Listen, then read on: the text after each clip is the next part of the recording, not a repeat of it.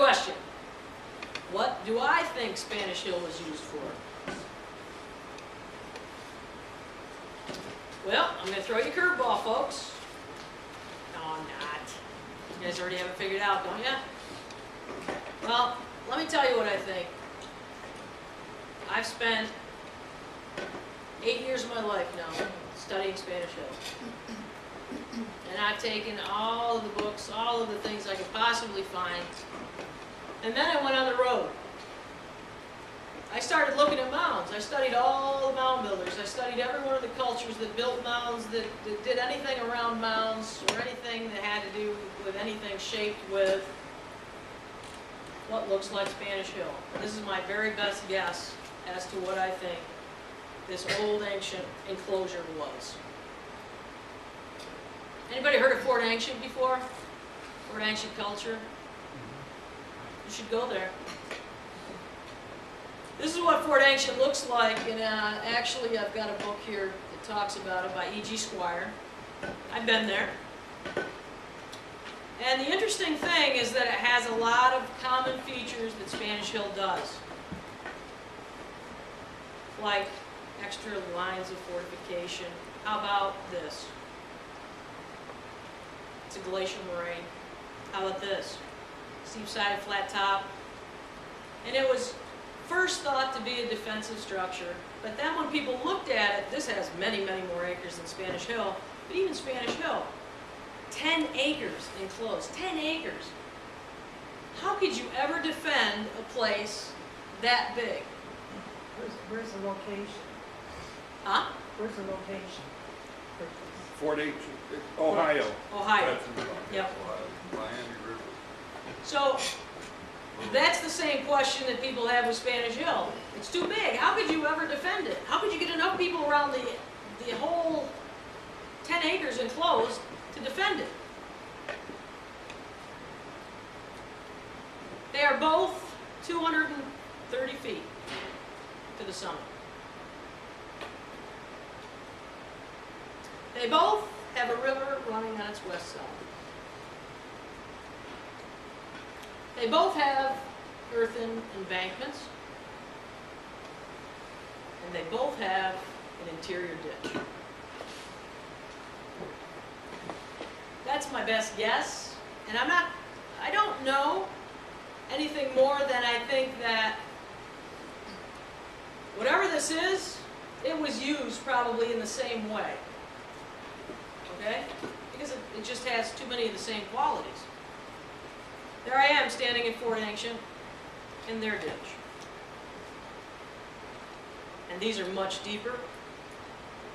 This is a preserved place, and that is where that steep drop-off would be. So you can understand why they say the parapet, keeping you from falling off the edge. See, E.G. Squire said, flat out, the circumstances of a ditch being within the embankments is a distinguishing feature between religious and military. You see, where's the moat? Outside the wall, right? For a defensive structure. When you go inside the wall, they believe that that is the mark of a ceremonial space. So when we go back to the Champlain map, remember? 3 villages and something else. See where I'm going? There you go, there's that interior ditch. Not making it up.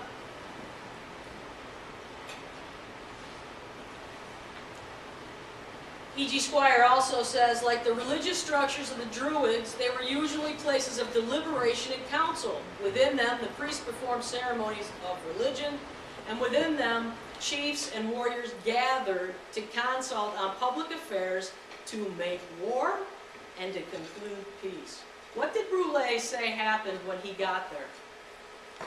3 days of celebration, and then they concluded to make war. I didn't write that, E.G. Squire did. What does Brulé say? There you go, this is the exact text.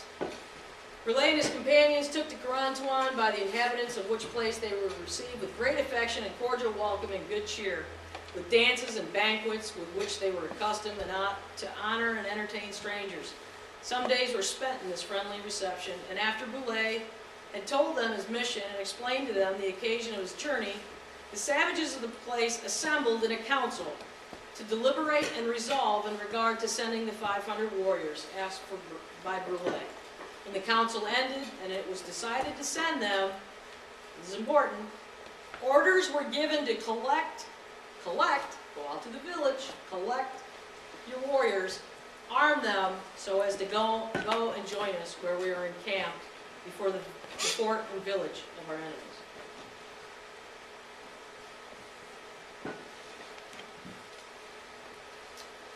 These are some things that stick in my mind as well. You see, Louise Wells Murray noted this strange behavior about those first settlers that came here and what the Indians were doing.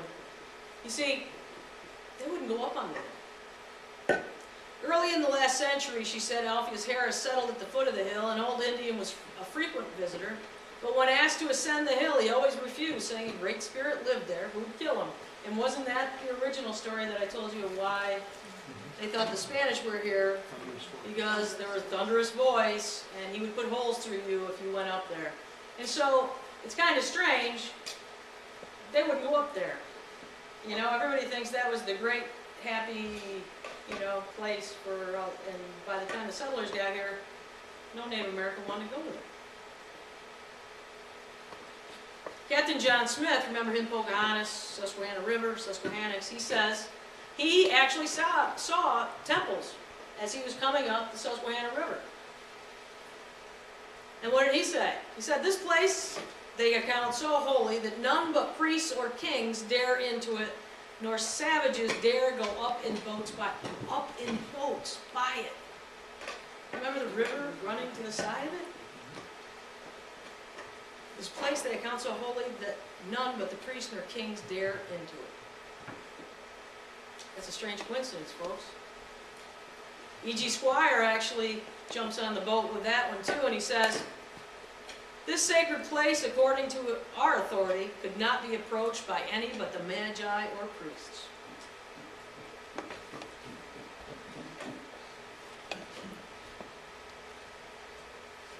So, that's what I think.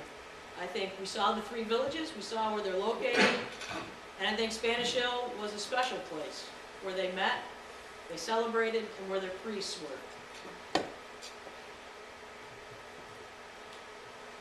So, 1, 2, 3. There you go.